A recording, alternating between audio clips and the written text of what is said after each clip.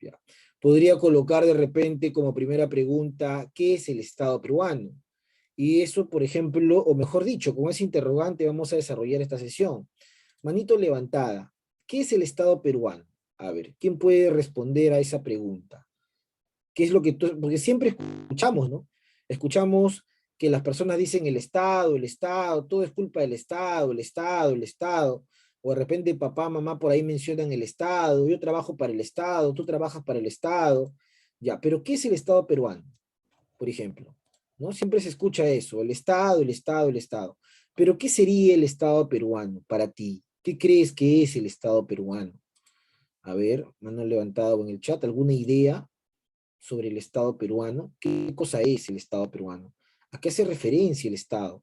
En el chat, Ortega, me dice César Ortega, todo ente que pertenece a un país, ¿ya? Todo ente que pertenece a un país, dice su compañero Ortega. ¿Alguien más por ahí tiene alguna idea? ¿Qué es el Estado? Puede levantar la mano, ¿ah? También, puede utilizar su audio. A ver, ¿qué es el Estado peruano?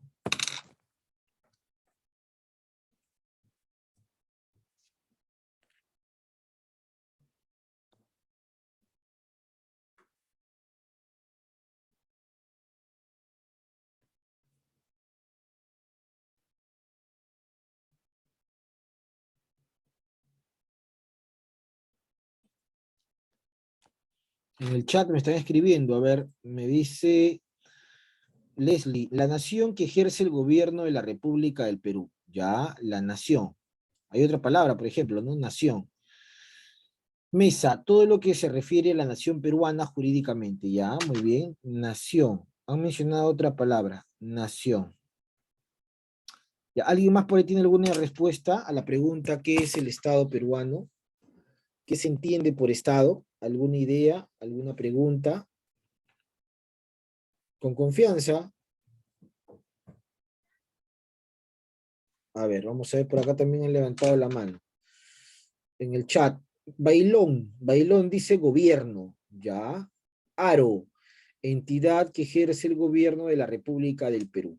Perfecto. Muy bien, Bailón. Muy bien, Bailón. Muy bien, Aro.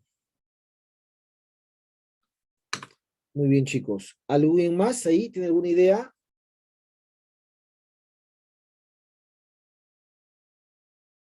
Mesa, comunidad social que se organiza. Ya, comunidad social que se organiza. Ok, ¿alguien más? ¿Alguna idea? Bueno, entonces voy a cambiar la pregunta, pero antes de cambiar la pregunta vamos a ver el propósito de esta clase. Propósito es que usted tenga la capacidad de poder explicar el origen y la importancia del Estado peruano. Me han hablado del Estado como nación, jurídicamente, representante, perfecto. Pero ¿alguien sabe cuándo nació el Estado peruano? Por ejemplo, imagínate que un día viajes a otro país. Yo, por ejemplo, cuando estudiaba en San Marcos, iba al comedor de la universidad, por ejemplo, encontraba alumnos de intercambio, encontraba gente de Japón, gente de Corea, gente de Cuba, gente de Inglaterra, ¿no? Los encontraba en el comedor, por ejemplo. Pero yo, por ejemplo, no hablo otra lengua más que el castellano. Bueno, no hablaba, ¿no? Ahora un poco entiendo portugués y el inglés por el tema de la maestría, pero en esa época no. Entonces era difícil la comunicación, pero no se podía hablar como tal, no era un nativo, pero ellos se intentaban hablar el castellano y había cierta comunicación. Entonces recuerdo un día que estaba en el comedor y uno de estos chicos de intercambio, era un japonés, pero que ya tenía bastante tiempo en el Perú, me preguntaba, decía, eh, ¿cuándo se originó San Marcos? Me preguntó, por ejemplo.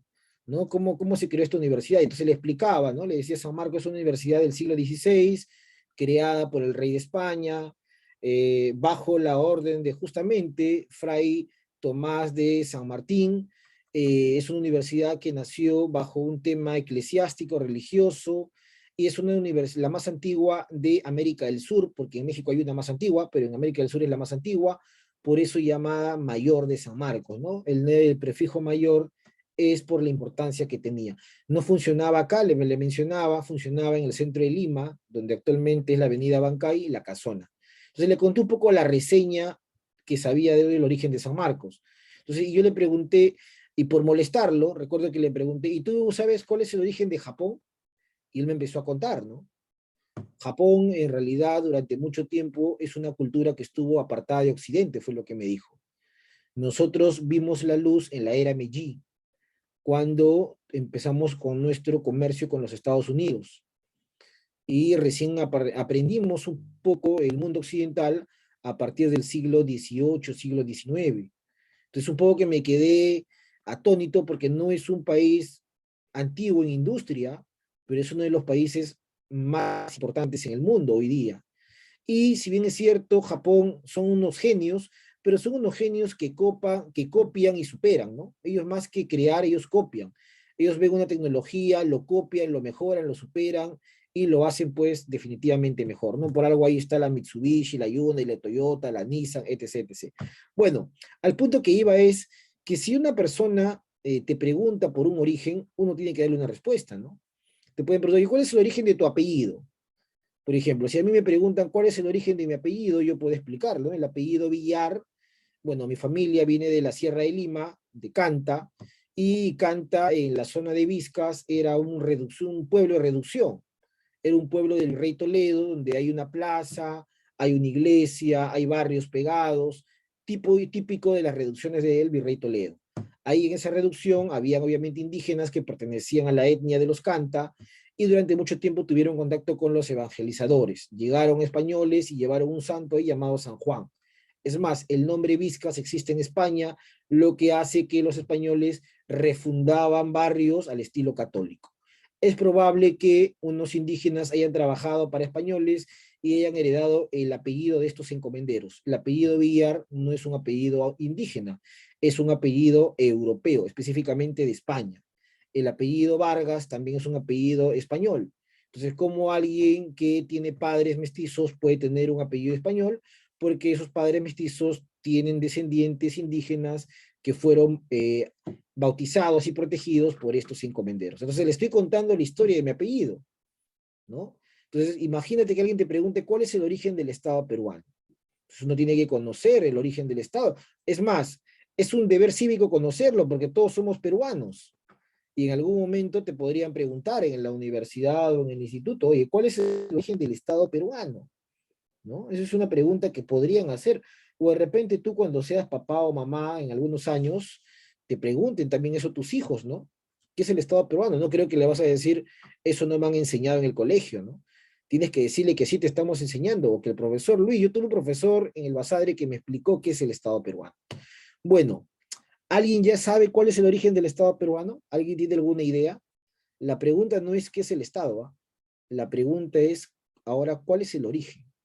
¿Alguien tendrá alguna idea de cuál es el origen del Estado peruano? A ver, por ahí hay una mano levantada. Pérez, te escuchamos. Profesor, el Estado peruano se originó tras la proclamación de la independencia del Perú en el año 1821 y pues creo que se desarrolló más cuando se proclamó la primera constitución del Perú. Ya, muy bien, muy bien. Hasta ahí está perfecto. A ver, alguien me escribió por el chat. Muy bien, Pérez.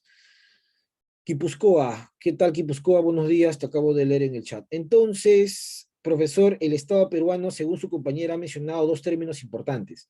Término número uno, constitución política. Término número dos, Congreso, ¿ya? A ver, Yacira Rivas, se inicia durante la independencia del Perú. Claro, muy bien, Yacira también en el chat. En realidad, profesor, hablar del Estado peruano es como siempre yo lo digo, darle un vistazo a lo que pasó en el mundo, ¿no? Vamos a ir justamente por ahí. Avanzamos al siguiente material. Bueno, este es el Estado peruano, pero esto lo vamos a ver después de lo siguiente. Ahí está. Cuando uno quiere hablar del Estado peruano, tendría que empezar por explicar qué es el Estado, ¿no? Y el Estado como tal, el Estado peruano, el Estado colombiano, el Estado ecuatoriano, por ejemplo, si tú un día viajas a Ecuador, o viajas a Colombia, o viajas a Chile, o incluso a la misma Venezuela, lo primero que tú vas a preguntar, o podrías preguntar es, oye, ¿y este país qué cosa es? Y te van a decir, ¿no? Es una república. Y si te dicen república, lo primero que se te viene a la mente es que hay una división de poderes.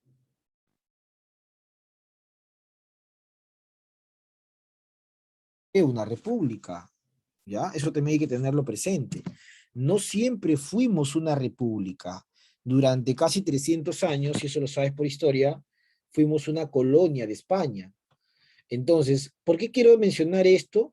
Porque en una república, el poder no lo tiene una persona. La palabra república, y eso lo he explicado varias veces, proviene de dos palabras en latín. Para empezar, la palabra república es un invento de la cultura romana. Y tú sabes que los romanos hablaban el latín en la antigüedad. Entonces el latín estructura la palabra república, ¿no? República viene de res y de pubis. Res que significa cosa, pública que significa el pueblo. Entonces república significa cosa del pueblo. Eso es el Perú y ahí hay que mencionar lo que dijo su compañera. ¿Cuándo somos una república? Cuando tenemos una constitución política. ¿Ya? ¿Y cuándo el Perú tuvo su primera constitución política? En 1823. Pero ahora tú dirás, profesor, ¿y esto que usted me está contando qué tiene que ver con lo que dice ahí Montesquieu, Espíritu y las Leyes? Lo que sucede es que 1823 es el siglo XIX, pero es los inicios del siglo XIX. ¿Por qué? Porque una consecuencia de esta idea republicana hay que buscarla en el pasado. Pues, como yo siempre digo, ¿no? Por ejemplo, a veces en la universidad tenía compañeros que decían, oye Luis, a mí no me gustan las matemáticas, me decían. Y yo le decía, pero ¿por qué no te gustan las matemáticas? Son chéveres, son bacanes, son divertidas.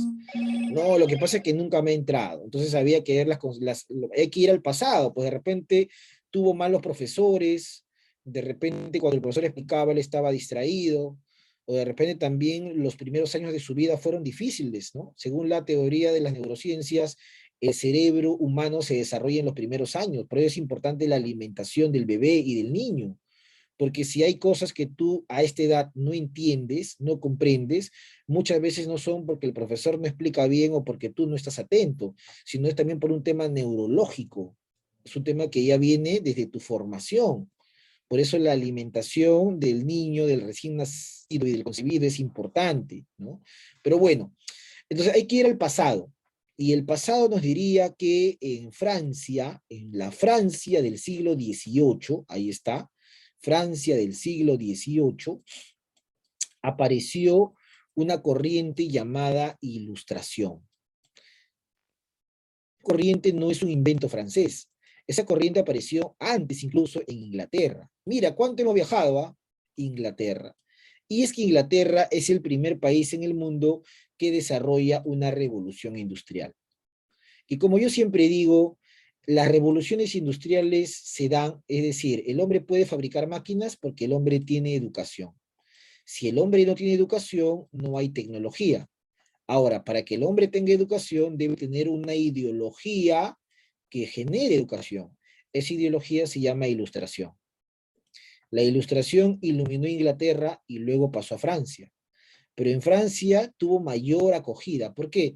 Porque la Francia del siglo XVIII era gobernada por un rey, ¿no? Luis XVI. Un rey que decía que él era hijo de Dios, que tenía sangre azul. El pueblo francés, especialmente la burguesía, se rebela contra esa idea y genera la Revolución Francesa. Bueno, la ideología de la Ilustración en Francia tuvo un representante, un filósofo llamado Montesquieu. Tú sabes que la madre de todas las ciencias no es ni la historia, ni la geografía, ni la matemática. La madre de todas las ciencias es la filosofía. Es más, la palabra filosofía se compone de dos palabras. Filos, que es amor, y sabiduría o sofía, que es sabiduría. No es un amor a la sabiduría. Por eso los filósofos son los hombres que han transformado el mundo desde la idea. Porque si tú quieres transformar algo, tienes que tener la idea de transformación. Lo más importante, dirían muchos filósofos, no es la materia, sino es la idea. Ponte en este caso, una persona se muere, posiblemente se murió, nunca lo vas a volver a ver, pero tú sabes que ese cuerpo ya en este momento está enterrado, los gusanos lo están devorando y todo lo demás. Pero lo que tú nunca vas a poder olvidar es la idea de esa persona. Es la idea que tenías de esa persona que te aconsejaba, que te llamaba la atención, que te estimulaba, que te motivaba. Es la idea lo que no muere, ¿no? Por ejemplo, imagínate que ahora estás llevando mi clase de historia o de cívica. El próximo año de repente ya no llevarás esta clase porque estarás en la academia, en la universidad o en el trabajo. Pero de repente ya nunca más me vuelves a ver o me vuelves a escuchar, pero te quedarás con esa idea, la idea del curso de DPCC. Entonces, la idea es lo más importante y la idea lo pone Montesquieu. Montesquieu es un filósofo que tiene un libro muy famoso llamado El espíritu de las leyes. El libro de Montesquieu llamado El espíritu de las leyes, Montesquieu critica el gobierno del rey, critica el gobierno absolutista. ¿Y por qué critica ese gobierno? Porque Montesquieu decía, como una sola persona va a tener el poder de legislar, hacer leyes, va a tener el poder de juzgar, hacer justicia, y va a tener el poder de ejecutar, ¿no? ¿Cómo una sola persona puede concentrar tanto poder? Eso era criticado por Montesquieu.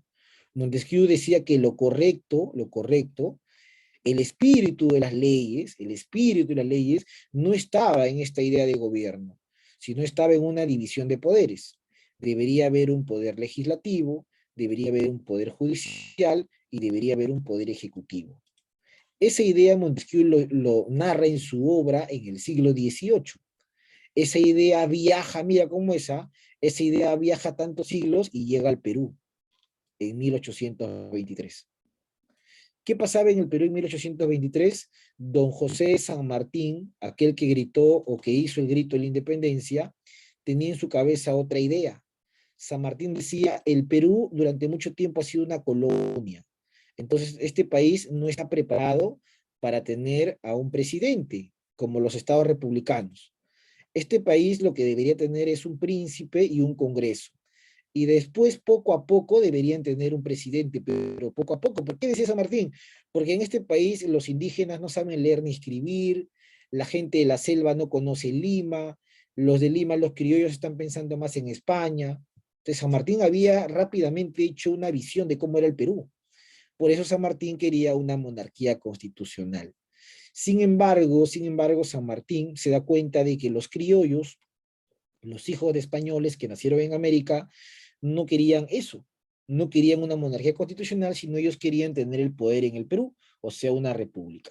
Bueno, San Martín no quiere problemas y San Martín convoca un congreso. El primer congreso de la historia del Perú entonces aparece en 1822. ¿Quién lo convoca? Don José de San Martín. Convoca al primer congreso que tenía aproximadamente 79 diputados. No tenía ni 100 ni 120. ¿Quiénes formaban parte de este congreso? Representantes de la iglesia, o sea, del clero.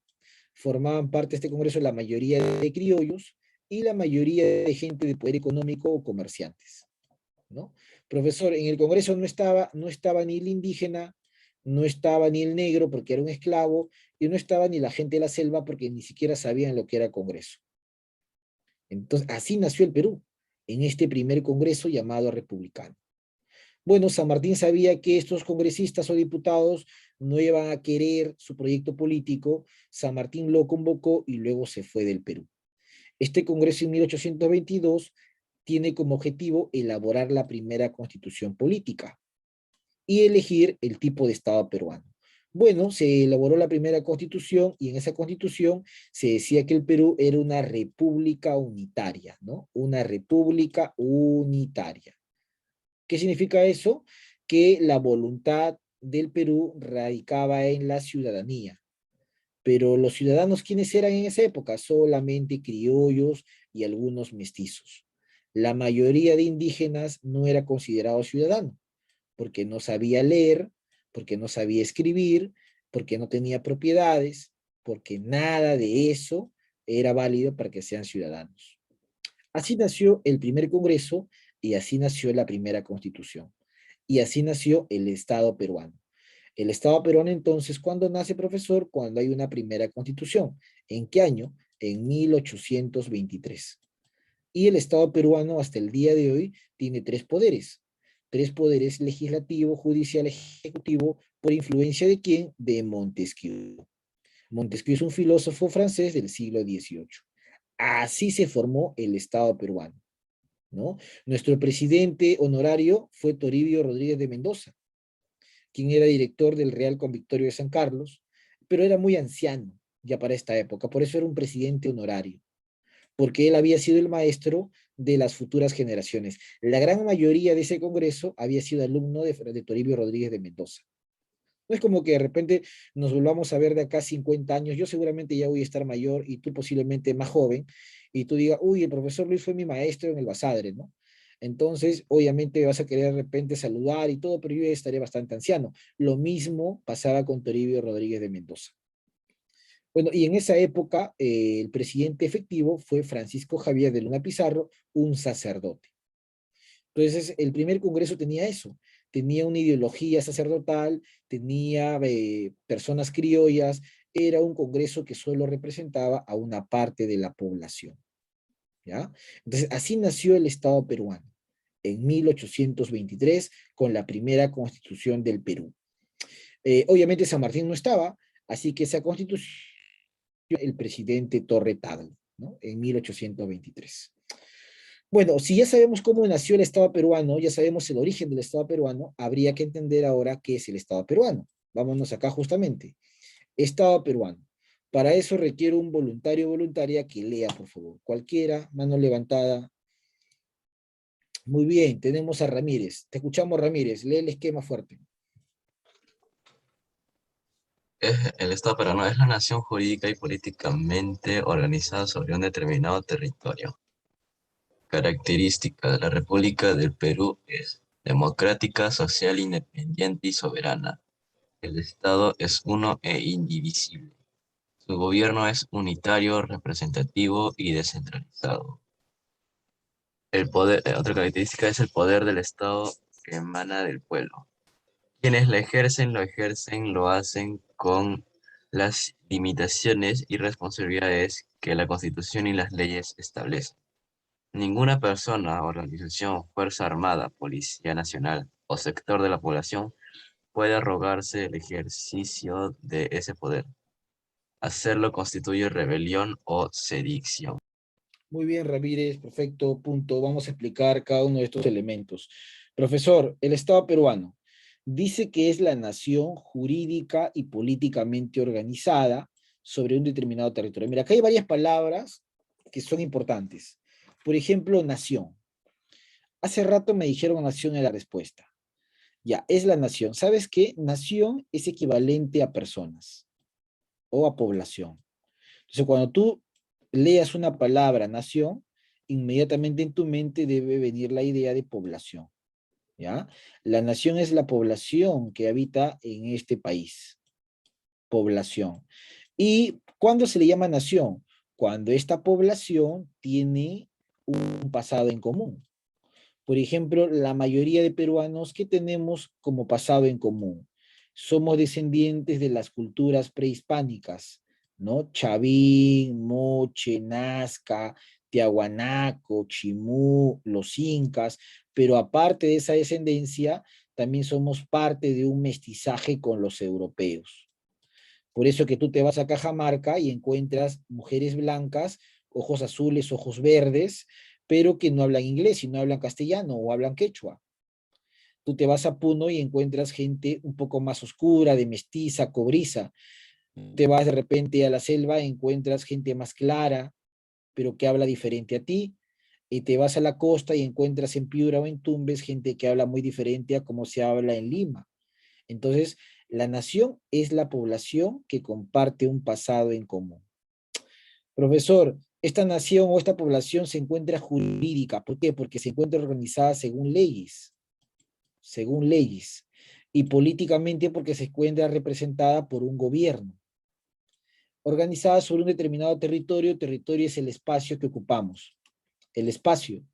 Limitamos al norte Ecuador, Colombia, limitamos al sur Chile, Bolivia, al oeste el Pacífico, al este Brasil y Bolivia, ¿no? Territorio es el espacio que ocupamos.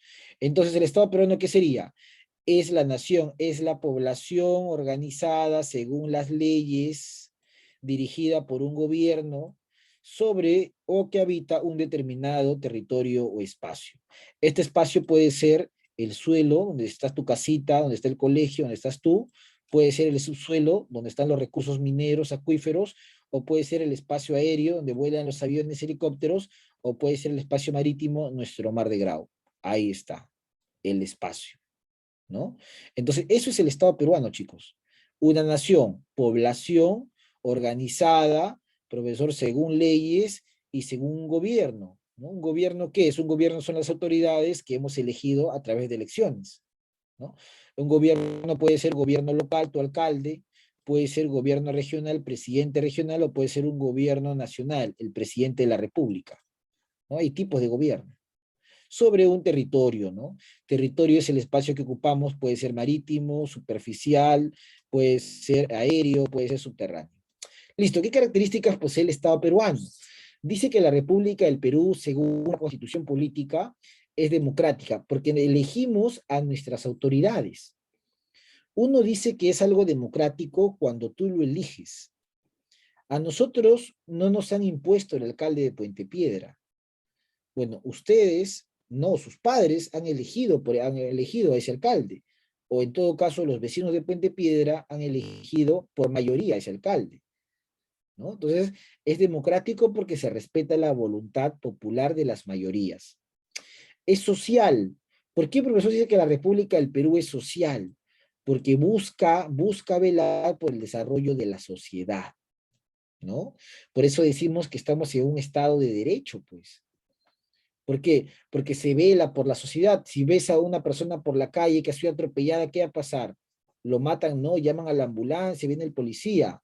La sociedad, el Estado protege, la sociedad protege a la familia, que es el núcleo de la sociedad. ¿Qué más, profesor? Es independiente y soberana. La República del Perú no le pide autorización ni a Bolivia, ni a Venezuela, ni a Chile, ni a Colombia para tomar una decisión. Es independiente y soberana a cualquier otro estado. Bueno, el estado es uno indivisible, profesor. Yo he escuchado que Arequipa quiere ser una república, imposible, porque el estado es uno, de Tumbes y Piura hasta Tacna y Moquegua, todos son peruanos. Su gobierno es unitario porque tenemos un solo presidente, un solo jefe de estado. Es representativo porque él nos representa. Por ejemplo, ahorita el presidente Pedro Castillo no está en el Perú, estuvo en México y luego pasó a Estados Unidos, nos está representando, y es descentralizado. ¿Por qué, profesor? Porque la idea del Perú es que las regiones y los departamentos y las provincias deben tener sus propias autoridades y también, profesor, contar con servicios básicos para combatir un fenómeno que se llama el centralismo y que lamentablemente está pasando en el Perú. Lima concentra casi 10 millones de habitantes, mientras que otros lugares como la selva no llegan ni al millón. Eso es centralismo y es un fenómeno que lamentablemente se está viendo. Bueno, otra característica es que el poder del Estado emana del pueblo, ¿no? A través de las elecciones o sufragio. ¿Qué más? Quienes ejercen el poder lo hacen con limitaciones. El presidente no puede hacer lo que le da la gana si no se convertiría en un dictador. Y además, todo el poder está fundamentado en la Constitución y en la ley. No porque yo soy presidente o ministro puedo hacer lo que me da la gana, no. Yo solo puedo hacer lo que la ley me faculta.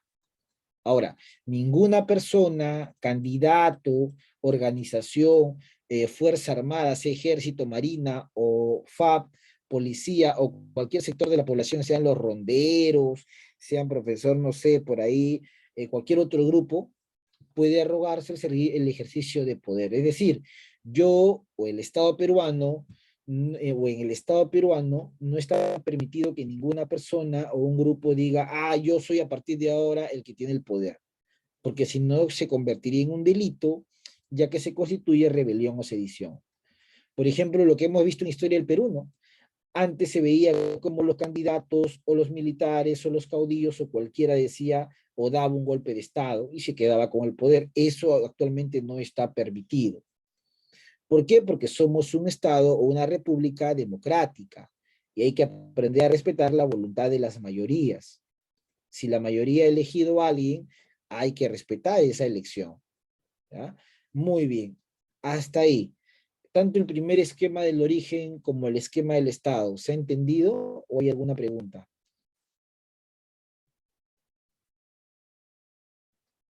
¿Se ha entendido? ¿Alguna pregunta, alguna duda? Ninguna. Entonces puedo seguir avanzando, ¿no? Muy bien. Esto ya está explicado, acá está. Profesor, elementos del Estado peruano es lo que me interesa. Los elementos del Estado peruano, tal como lo mencioné, son básicamente 4. Lo voy a poner por acá. Nación, y lo expliqué, ¿no? La nación está representada por la población. ¿Pero qué población? Toda aquella población que comparte o que tiene un antepasado en común y que además habita un territorio. ¿Qué es territorio? El espacio donde se encuentra esa población. Mira, todo ese territorio, de norte a sur, costa, sierra, selva, todo ese territorio peruano. Profesor, gobierno es el que dirige al Estado. ¿Quién dirige al Estado? Los poderes ejecutivo, legislativo, judicial. Por eso es importante elegir a buenos representantes para el gobierno. Porque si el gobierno toma buenas decisiones, la nación avanza, el territorio también va a estar muy bien protegido. ¿Qué es soberanía? Soberanía es el poder que tiene el Estado sobre el territorio, ¿no? Por ejemplo, profesor, el Estado tiene el poder ¿de qué? De que si de repente aumenta la delincuencia, puede sacar un decreto para que los militares salgan a ayudar a la policía. Esa soberanía la tenemos sobre el territorio, pero eso no lo podemos hacer en Brasil, en Ecuador o en Colombia, porque sería violar la soberanía de esos países y podría generar una guerra. Lo mismo, ningún avión brasileño, ecuatoriano, colombiano puede sobrevolar suelo peruano sin autorización. Y tampoco puede ingresar al mar peruano sin autorización, y mucho menos ingresar soldados por la frontera sin autorización. Bueno, los símbolos son la bandera. Recuerda que la primera bandera, el primer escudo y el primer himno son obras de qué persona. ¿Qué personaje nos dio la primera bandera, el primer escudo y el...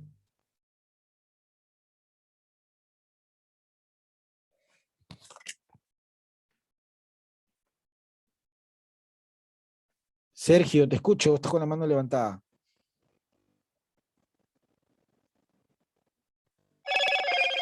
¿Alguien por ahí?